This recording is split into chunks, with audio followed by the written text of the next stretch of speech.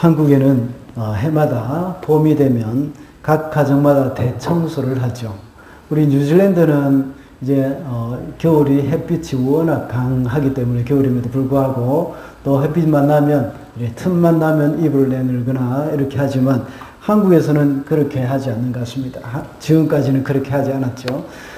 따뜻한 봄날이 되면 이제 모든 이불 같은 거, 옷까지 다 내어놓습니다. 널기도 합니다. 그리고 겨울 내내 입었던 이 두꺼운 옷도 이제 정리를 하고 집어넣고 이제 밝고 얇은 또 산뜻한 옷들을 꺼내 놓습니다. 그리고 구석구석 묵은 때를 이제 벗겨냅니다. 거미줄도 걷어내고 이것저것 먼지도 털어냅니다. 교회에서도 세번맞이 대청소를 했던 기억이 납니다. 남녀 선교회 회원들이 다 함께 나와서 교회 이곳저곳 손을 보기도 하고 또 물청소도 하고 깨끗하게 구석구석을 닦습니다. 많은 사람들이 함께 모여서 하기 때문에 또 금방 끝을 내기도 하는 것 같습니다. 그러면 교회 주방에서는 식사를 준비해 주셔서 맛있게 먹고는 참 기쁜 마음으로 다들 돌아갑니다. 이스라엘 백성들도 역시 대청소의 날이 있었습니다. 그것은 매년 한 번씩 대속죄일이라는 그런 절기를 통해서 행하는 영적인 대청소의 날입니다.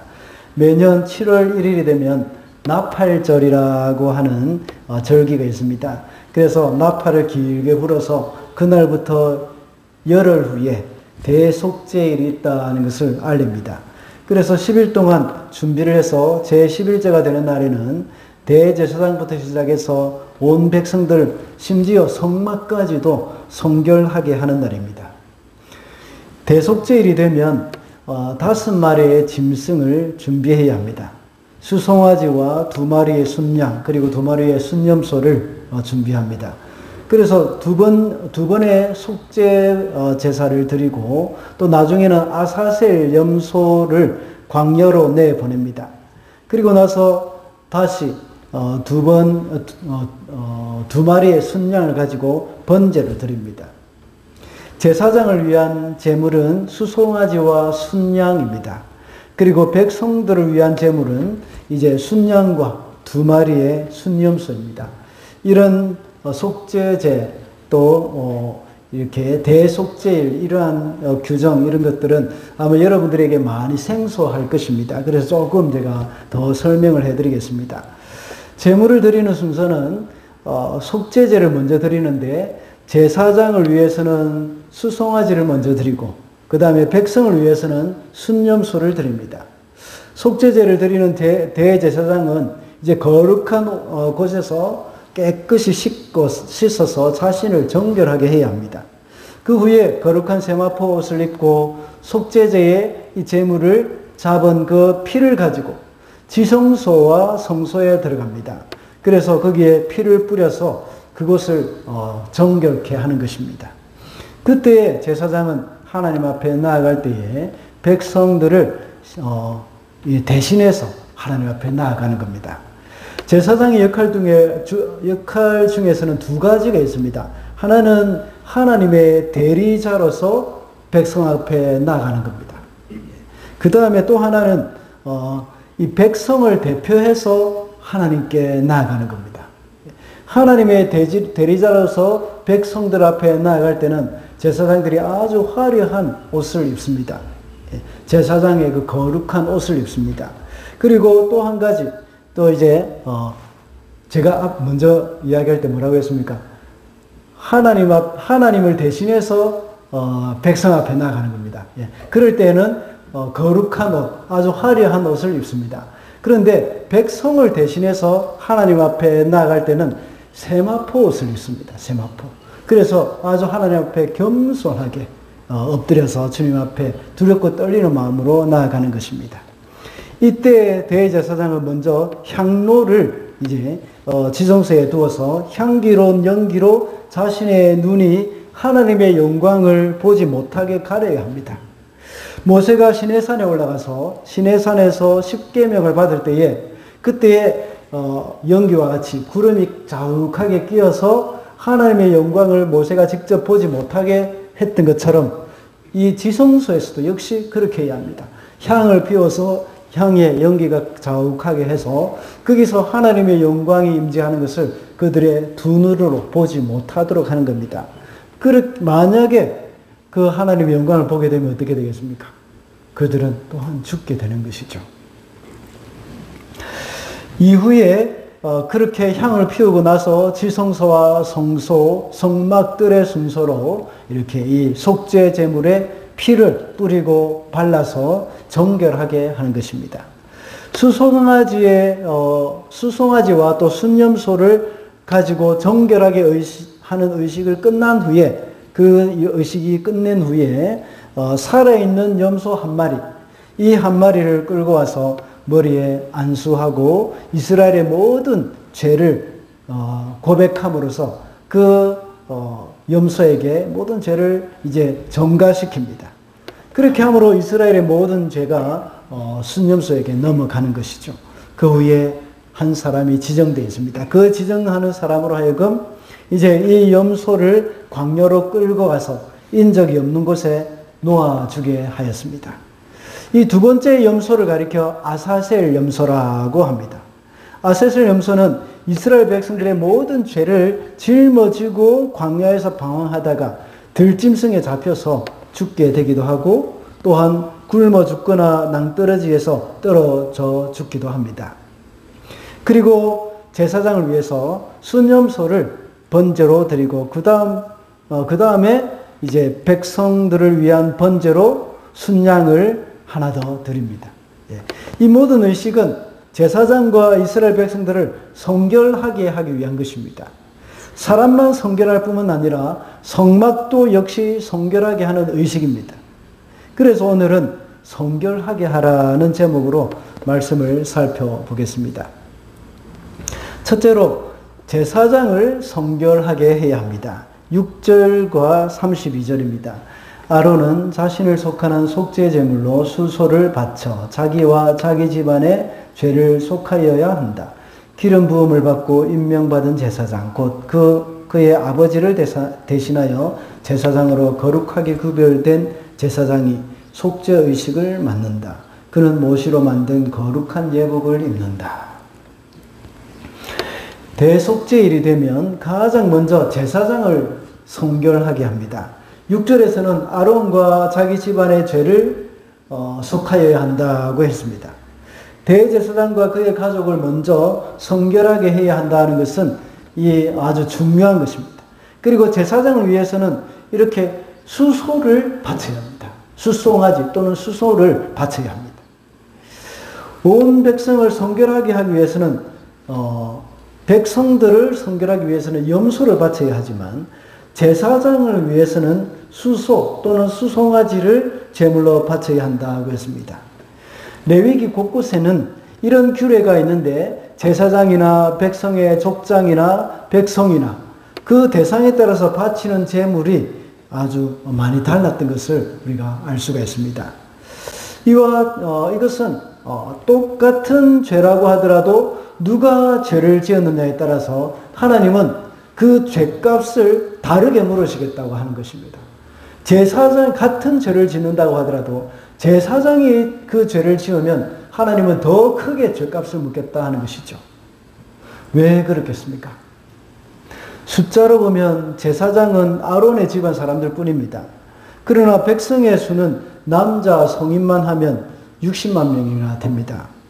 그 많은 백성의 죄를 성결하기 위해서는 염소 한 마리 잡습니다. 그런데 몇 안 되는 제사장을 성결하기 위해서는 수소 또는 수송아지 그것을 제물로 바치는 것입니다. 이러면 정말 형편성이 어긋나는 것 같지 않습니까? 왜 그렇겠습니까? 그만큼 영향력이 크기 때문입니다. 일반 백성이 죄를 지을 경우에는 그 영향력이 그렇게 크지 않습니다. 그렇지만 영적 지도자가 범죄하게 된다면 영향력이 그 공동체 전체에 미치게 되기 때문입니다. 성도 한두 명이 범죄할 경우도 보통 일은 아닙니다. 그렇지만 그보다 교회 지도자 한 사람이 무너질 때는 그 공동체에 심각한 어려움이 생길 수 있다는 것입니다. 그래서 악한 사단은 항상 교회의 지도자를 건드립니다. 우리 성도님들은 저를 비롯하여서 우리 장로님들 그리고 모든 교역자들을 위해서 기도를 많이 해주셔야 됩니다. 그리고 각 구역의 구역장들을 비롯하여서 남녀 선교회와 또 권사님들, 안수집사님들 이들을 위한 기도가 필요합니다. 그리고 또 이번에 오늘 이 공준이 위원들 임원들이 세워졌는데 이분들을 위해서도 또 기도가 많이 필요합니다.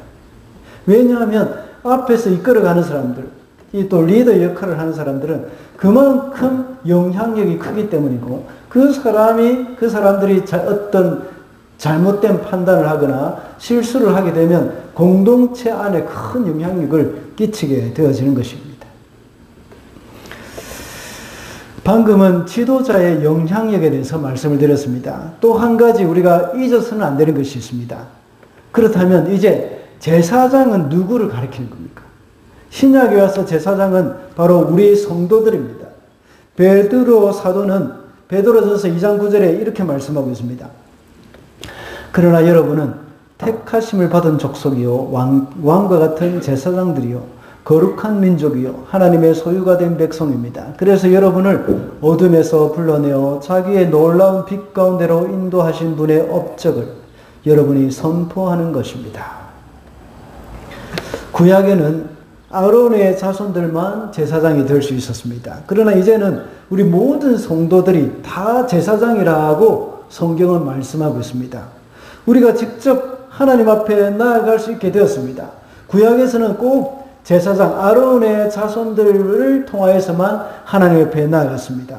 그러나 이제는 그 누구도 거치지 않고 우리는 예수 그리스도 그분으로 인해서 우리가 제사장이 되어졌습니다. 그래서 우리가 나라를 위해서 하나님 앞에 기도할 수 있고 또 제사장인 우리가 그리스도의 업적을 선포해야 하는 그러한 사람들이 되어졌다는 것입니다. 이런 일이 제사장인 우리가 해야 할 일이기 때문에 우리 모든 성도들의 영향력이 엄청나게 크다는 겁니다. 그러므로 성도가 하나님 앞에 범죄하는 것과 믿지 않는 사람들이 범죄하는 것, 일반 성도, 우리 성도가 하나님 앞에 범죄하는 것과 또 믿지 않는 세상 사람들이 범죄하는 것, 이것은 그 영향력이 다르다 하는 사실을 우리는 기억해야 합니다. 세상 사람들은 우리 성도들을 유심히 관찰하고 있습니다. 그래서 그 사람들이 저지르는 작은 실수에도 그냥 넘어가지 않고 꼭 찍어내는 그런 경우가 참 많지 않습니까? 교회에 다니는 사람이 그렇게 행동을 하느냐고 이렇게 말을 합니다. 그래서 예수는 좋은데 예수쟁이는 싫다. 예수는 좋은데 교회는 싫다. 이런 이야기들을 얼마나 많이 합니까? 세상 사람들은 예수 믿는 사람들은 뭔가 달라야 한다는 그런 기대감을 가지고 있습니다. 믿지 않는 사람들은 거짓말 같은 것은 아주 쉽게 합니다. 그리고 죄책감도 별로 받지도 않습니다. 또 낙태나 동성애 같은 것도 아주 쿨하게 허용합니다. 심지어 믿지 않는 사람들은 부부 간에 서로 마음에 들지 않으면 이혼을 하는 것도 너무 쉽게 하고 있습니다. 그것은 그냥 할 수 있다 하는 그런 생각을 갖고 있습니다. 그리고 믿지 않는 청년들은 혼전 성관계 이 정도는 아무것도 아닌 것처럼 생각합니다. 또한 직장 생활을 하면서 친구들이나 동료들과 같이 술 한잔 하는 것 정말 아무것도 아닌 것처럼 이렇게 여기고 있습니다. 그러나 성도들은 이런 것 하나하나가 정말 큰 짐이 되기도 합니다. 이것이 하나님 앞에서 죄라는 것을 알기 때문에 처절하게 싸우고 있습니다. 이런 모든 유혹을 극복하기 위해서 온갖 노력을 다 하고 있습니다.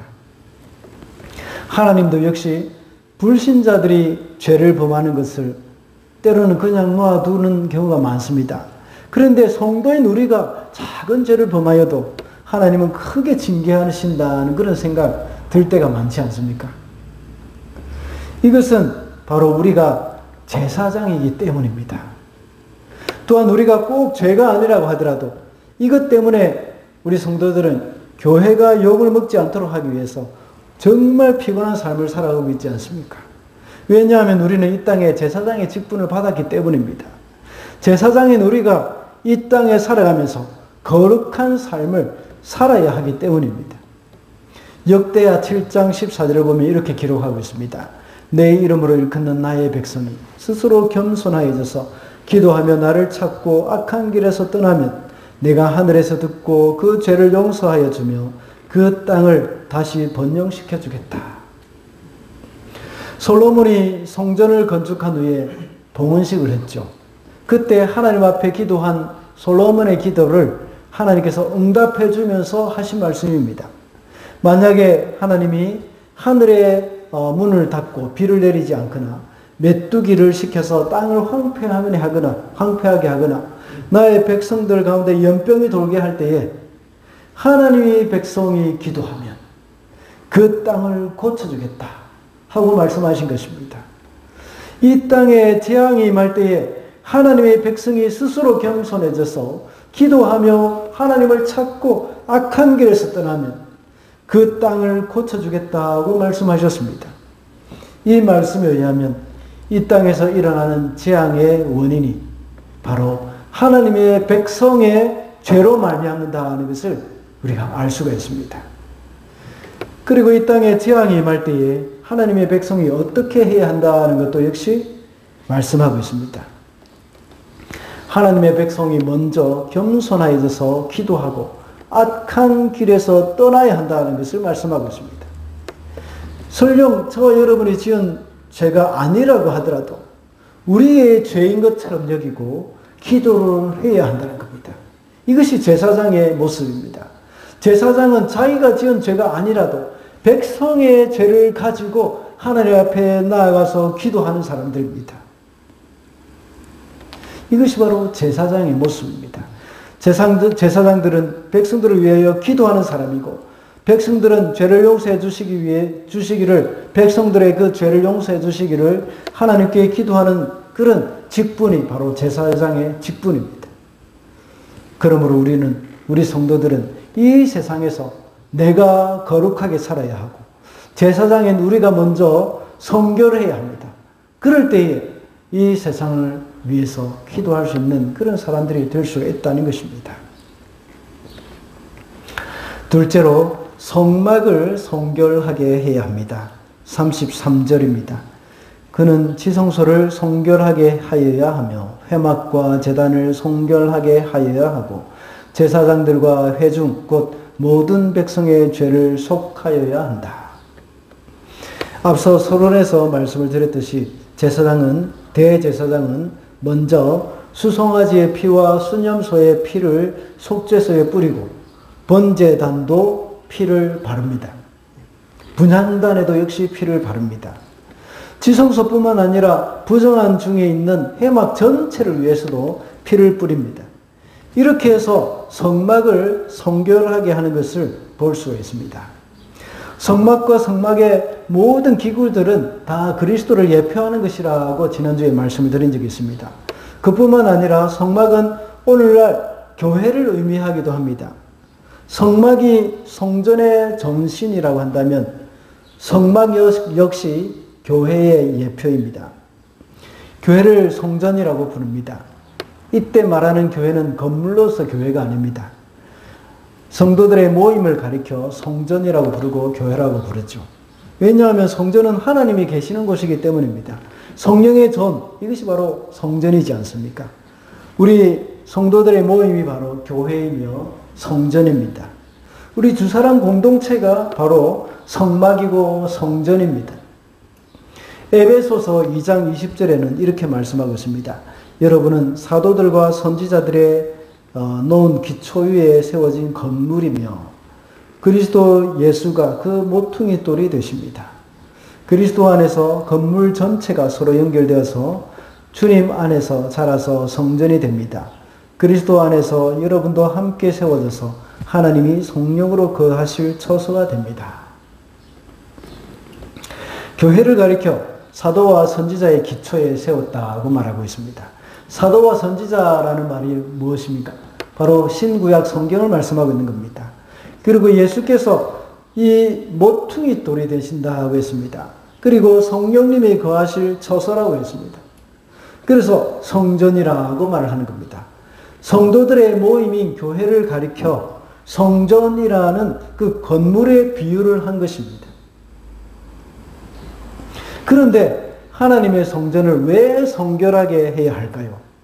성막이며 또 성전은 거룩한 제사장이 들어가는 곳이고, 제사장도 들어가기 전에는 철저한 속죄, 성결 의식을 하고 들어갑니다. 그리고 지성소는 매일 들어가는 것도 아니고 1년에 한 차례 대속죄일에 하루만 들어갑니다. 그런데 어떻게 더럽혀진다는 말일까요? 여기서 말하는, 여기에 대해서 우리는 오늘 읽지 않았지만 레위기 16장 16절에서는 잘 설명을 해주고 있습니다.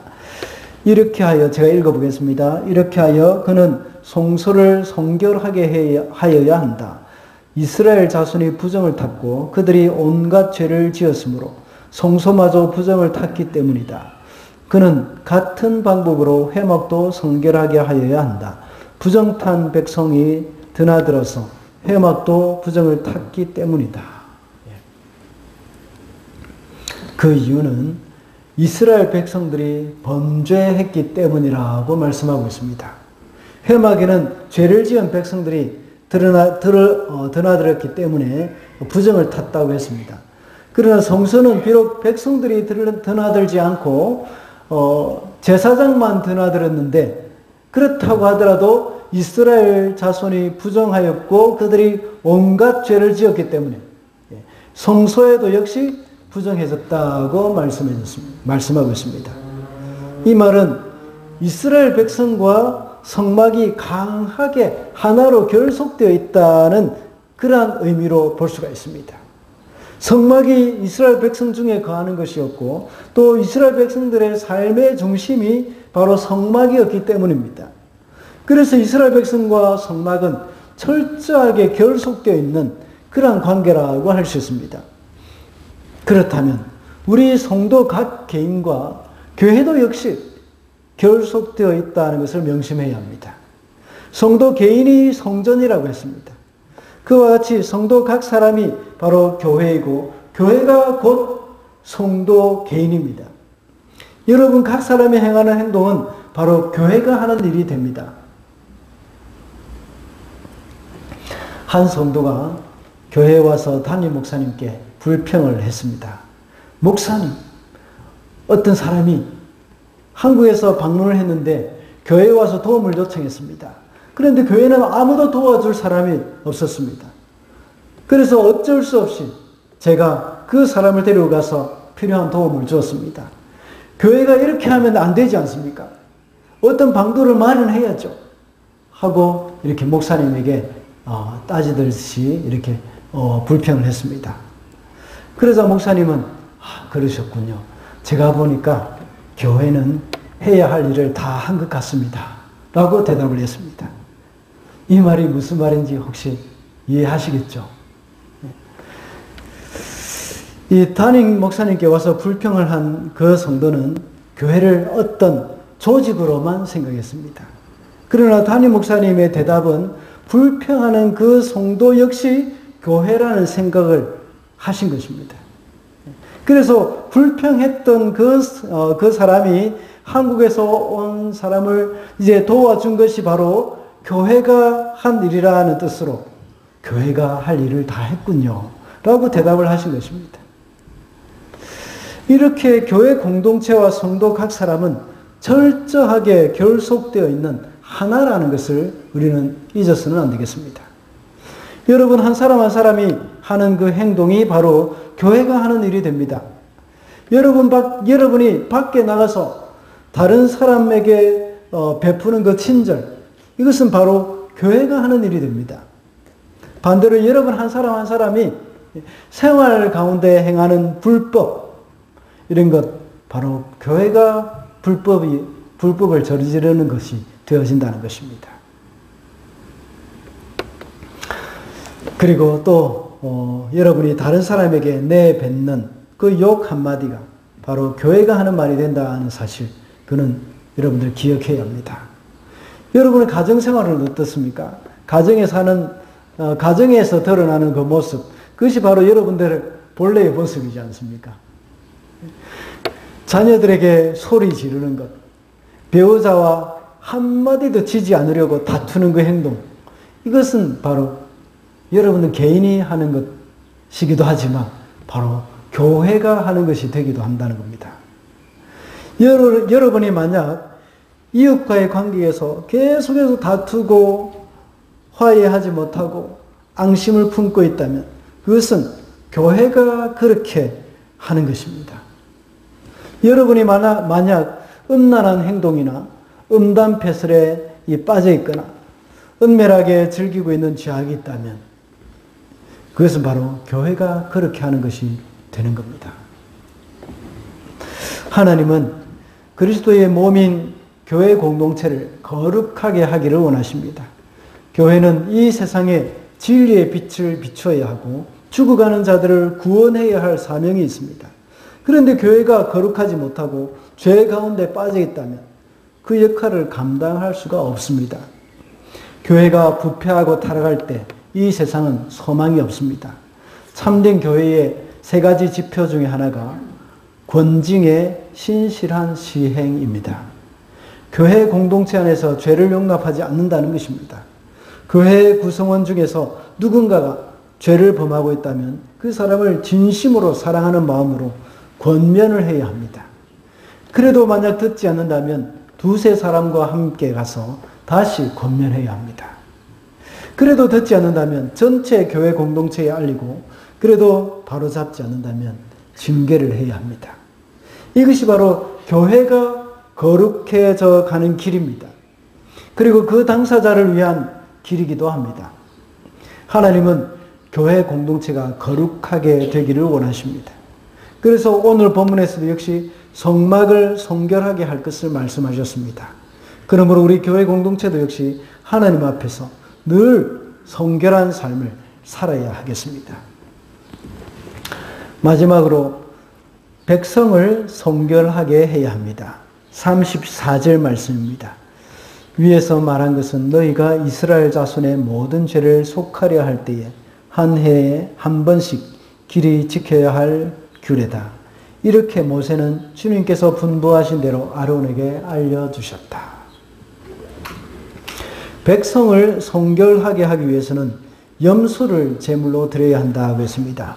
그 중에 하나는 죽여서 번제로 드리고 그 피를 성막에 뿌려야 하고 또 한 마리는 아사셀 염소라고 해서 광야로 끌고 가서 인적이 없는 곳에 놓아 보낸다고 했습니다. 그렇게 하면 그 염소는 광야에서 방황하다가 죽게 됩니다. 이런 예식들은 모두 백성의 죄를 성결하게 하기 위한 것입니다. 오늘 본문에 나오는 이스라엘 백성들은 자신들이 성결하게 되기 위해서 그 어떤 의식도 하지 않습니다. 그들은 스스로 성결하기 위해서 할 수 있는 힘이 전혀 없습니다. 오직 제사장이 백성을 위해서 행하는 그 의식, 그것으로 인해서 백성들은 성결해질 수가 있는 것입니다. 제사장이 제사하는 그 행위가 바로 백성들에게까지 영향을 미치게 된다는 것을 알 수가 있습니다. 제사장이 이렇게 함으로 그 성결함이 백성들에게 흘러가고 있는 것입니다. 오직 제사장이 자신의 사명을 잘 감당할 때에 백성이 성결하게 되었던 것입니다. 다시 한번 말씀드리겠습니다. 오직 제사장이 자신의 사명을 잘 감당할 때에 백성이 성결하게 되었다는 것입니다. 앞서 말씀드리기를 우리가 바로 이 땅의 제사장이라고 했습니다. 오늘날 이 땅의 제사장 된 저와 여러분, 우리가 책임지고 있는 백성들을 성결하게 할 사명이 있습니다. 우리의 거룩함이 이 땅 가운데 흘러가야 한다는 겁니다. 오늘 본문에 나오는 제사장이 행하는 그 예배 의식 하나하나가 백성을 성결하게 해줬고 전체 이스라엘을 성결하게 해주었습니다. 이와 같이 우리 성도들이 행하는 행동, 우리가 행하는 예배, 이것이 바로 이 땅을 거룩하게 만들어주고 있습니다. 성도의 사명을 다할 때 이 땅은 바로 거룩하게 되어진다는 것입니다. 이 땅이 거룩하게 되지 못하고 이 땅이 계속해서 타락하게 되고 어두운 가운데 이제 빠지게 되는 이유는 제사장인 저와 여러분이 온전한 예배를 드리지 못했기 때문이라고 볼 수도 있습니다. 여러분들 주님 앞에 나와서 예배할 때 어떻습니까? 그 예배를 준비하기 위해서 어떻게 합니까? 그 어떻게 준비를 하고 있습니까? 매주일 드리는 예배이기 때문에 한 주 정도 빠져도 되겠다 하는 그런 생각이 계속 들 수도 있을 것입니다. 그것은 우리 제사장으로서 저와 여러분의 올바른 사명 이행이 아니라는 것입니다. 창세기 35장을 보면 야곱의 가정에 큰 결단이 일어난 것을 볼 수 있습니다. 디나가 세겜에게 세겜성에서 큰 어려움을 당했을 때에 레위와 시므온, 그의 친오빠죠. 시므온이, 레위와 시므온이 그 세겜 사람들을 다 학살해서 죽여버렸습니다. 그리고 그들이 가지고 있는 모든 물건들을 다 약탈해서 가져와 버렸습니다. 그 결과 야곱의 집안은 주위의 부족들에게 큰 어려움을 당할 위기에 놓였습니다. 야곱의 집은 그 사람들은 기껏해야 얼마 안 됩니다. 그들이 몇십 년 후에 이렇게 이 이집트로 내려갈 때 그때 전체가 다 70명이었습니다. 그 정도밖에 되지 않는 숫자였습니다. 그러나 주위 부족들은 다 합치면 큰 세력을 형성할 수 있습니다. 그들이 야곱에 대해서 위협을 느끼고 힘을 합쳐서 야곱의 가정을 치러 온다면 꼼짝없이 당하고 마는 겁니다. 그때 야곱은 과거 하나님과의 약속을 기억하고 베델로 올라가자. 거기서 우리가 제단을 쌓자 하고 결단을 하고 베델로 올라갑니다. 그럴 때 의복을 깨끗하게 하고 의복을 바꿨죠. 그리고 또 이제 자기가 가지고 있었던 그런 이방의 신상들을 다 버렸습니다. 그리고 귀걸이, 목걸이 이런 것들 이방 신상들의 그 쓰임을 받는 그런 장식물들 이런 것들을 다 이제 내려놓고 다 이 나무 밑에 다 묻어버렸습니다. 이때 하나님의 은혜로 그 주위에 있는 성읍의 사람들이 두려워하게 되었습니다. 그래서 야곱의 가족을 뒤쫓는 사람이 없었고 해치려고 하는 사람도 없었다고 기록되어 있습니다. 야곱의 가족들이 결단을 하고 스스로 거룩하게 했을 때 세상 사람들은 두려워했습니다. 이와 같이 우리 성도들이 하나님 앞에서 거룩한 삶을 살아갈 때, 하나님 앞에 참된 예배를 드릴 때에 오늘날 세상 사람들이 성도와 교회를 바라보면서 손가락질하고 조롱하는 것이 아니라 두려워하게 되어진다는 것입니다. 오늘날 세상 사람들이 교회를 향해서 손가락질을 하고 멸시하는 이유가 뭡니까? 그리스도인들이 잘 못하기 때문입니다. 세상 사람들이 볼 때 그리스도인들도 자기들과 다를 바 없다는 것이죠. 자신들이 짓는 죄를 그리스도인들도 다 짓고 있기 때문입니다. 과거에 초대교회 때는 성도들이 핍박을 많이 받았습니다. 그러나 사람마다 두려워하는 마음이 있었습니다. 그들이 비록 가난하고 사람들에게 멸시를 받았지만 성결한 삶을 살았기 때문입니다. 오늘날 세상 사람들은 또한 그리스도인들을 멸시하기도 합니다. 그것은 초대교회 때와 별 다른 바가 없죠. 그런데 초대교회와 다른 것이 하나 있습니다. 그것은 오늘의 교회는 전혀 세상 사람들이 두려워하지 않는다는 것입니다. 그리스도인이나 세상 사람들이나 다 똑같기 때문입니다. 두려워할 것이 없습니다. 그리스도인이 자신들의 사명감을 잘 감당하고 있지 못하기 때문입니다.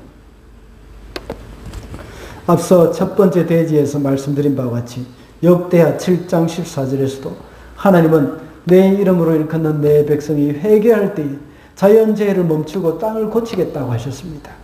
그만큼 하나님의 백성이 책임이 크고 영향력이 크다는 것입니다. 그러므로 이 땅을 거룩하게 할 사명, 그것은 우리에게 있음을 잊어서는 안 되겠습니다.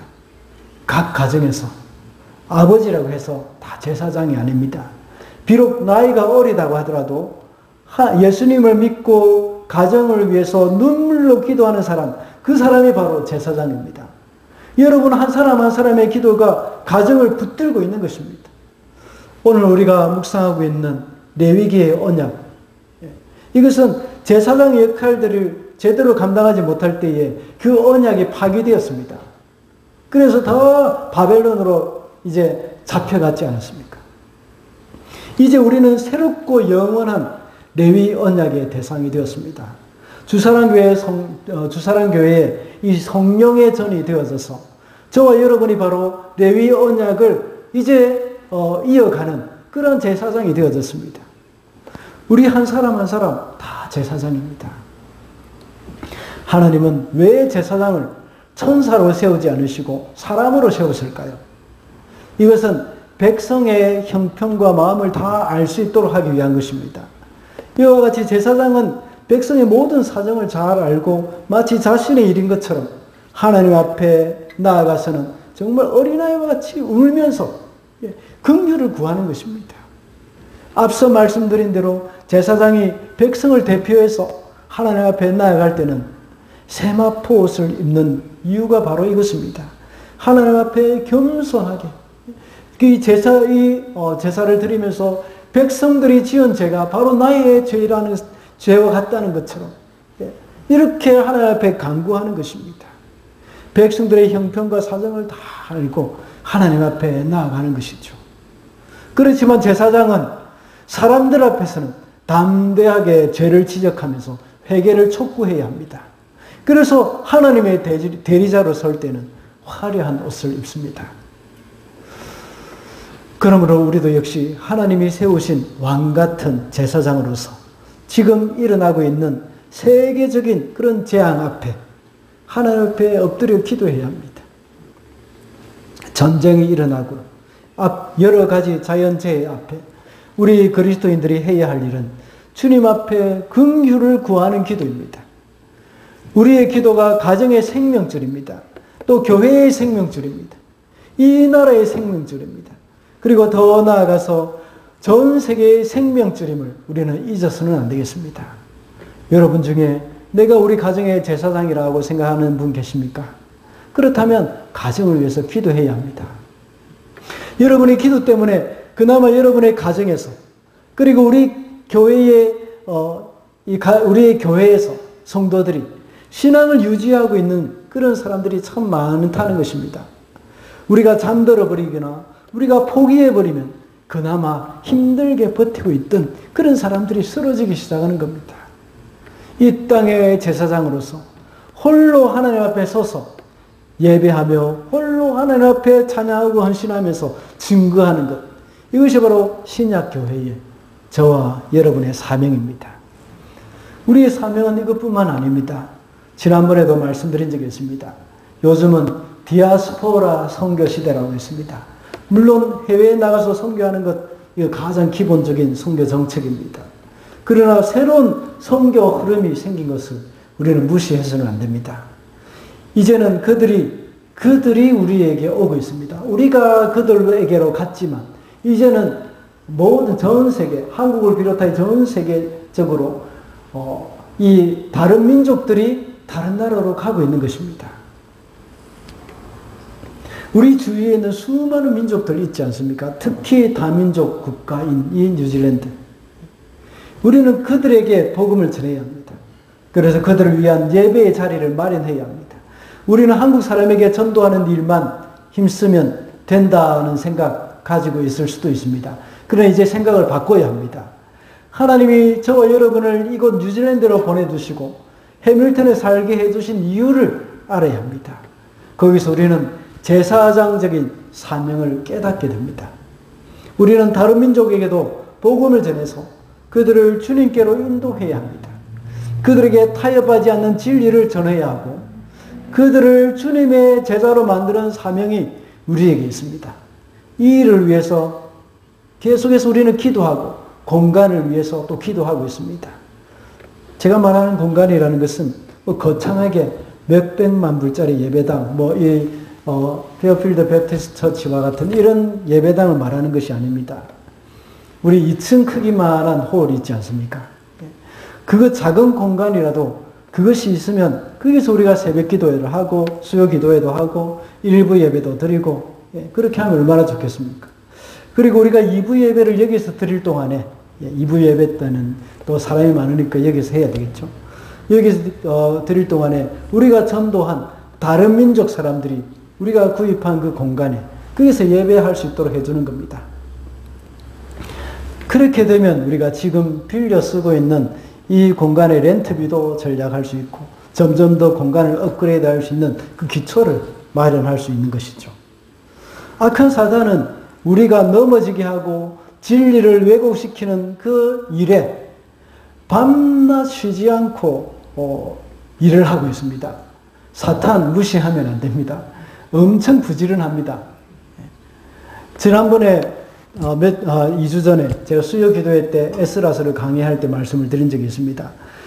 이 유대인들의 대적들은 그 유대인들이 성전을 짓지 못하도록 하기 위해서 끊임없이 상소문을 올렸습니다. 고레스 왕 때, 다리오 왕 때, 아닥사스다 왕 때, 아하수르 왕 때 끊임없이 상소를 올립니다. 그래서 결국은 이 성전을 짓지 못하도록 막았죠. 그래서 15년 동안 아무것도 하지 못하고 있었습니다. 사단이 대적들이 이렇게 할 때에 도대체 유대인들은 뭘 하고 있었겠습니까? 안일하게 아무것도 하고 있지 않았던 겁니다. 정말 이것을 보면 정말 얼마나 분통이 터집니까? 우리도 그런 마음이 들 때가 있지 않습니까? 편안하게 그냥 아무 어려움 없이 매달 3,000불씩만 주면 모든 것이 해결됩니다. 전기세 해결되죠. 건물 해결되죠. 또 영상, 음향, 기계 다 해결되죠. 청소 다 해결되죠. 아무것도 할 것이 없습니다. 물론 우리 마음대로 우리가 원하는 시간에 건물을 설 수 없는 것, 요거 하나 조금 불편합니다. 그렇다고 해서 우리는 안일하게 있어서는 안 됩니다. 모든 것이 다 해결이 됐다고 해서 우리가 안일하게 있어서는 안 됩니다. 그 다음 비전을 우리가 가져야 합니다. 전혀 불편함이 없으니 더 이상 비전을 위해서 고민할 필요도 없어진 것 같습니다. 그러다 보니 서서히 죽어가고 있습니다. 그리고 제사장으로서 사명도 잃어버리고 있는 것입니다. 지금 저는 한인 사회를 두고 이야기하는 것이 아닙니다. 지금 우리가 이 뉴질랜드 사회를 위해서 우리 주사랑교회가 전혀 영적인 영향력을 주지 못하고 있는 것, 거기에 대해서 말을 하고 있는 것입니다. 우리는 제사장으로서 이곳 뉴질랜드를 성결하게 하는 그런 사명이 있다 하는 사실을 우리는 잊어서는 안 됩니다. 제사장으로 살아가다가 넘어질 수도 있습니다. 그러나 다시 일어나시기 바랍니다. 이럴 수밖에 없는 우리의 연약함을 하나님은 아십니다. 그렇기 때문에 그리스도께서 오신 것입니다. 우리가 저지른 실수 대신 그리스도의 의를 힘입고 나와서 하나님 앞에 기도해야 합니다. 온 세상을 위해서 하나님 앞에 간구해야 하는 겁니다. 그렇게 함으로써 하나님께서 은혜로 우리 가운데 임하실 수 있도록 제사장의 사명을 다해야 하겠습니다. 그래서 이 땅을 성결하게 하는 저와 여러분이 되시기를 바랍니다. 말씀을 맺겠습니다. 오늘은 성결하게 하라는 제목으로 말씀을 살펴보았습니다. 우리는 모두가 왕 같은 제사장이요 거룩한 성전인 교회입니다. 또한 우리 제사장된 우리가 먼저 성결해야 하고 성전이자 교회인 우리가 먼저 역시 성결해야 합니다. 그렇게 할 때에 우리가 서 있는 이 땅이 역시 성결하게 될 것이라고 했습니다. 하나님이 세우신 제사장으로서 교회로서 거룩하게 살아가야 하겠습니다. 그래서 이 온 땅 가운데 그 거룩함이 흘러가서 이 땅 역시 성결하게 만들어가는 저와 여러분이 되시기를 바랍니다. 기도하겠습니다.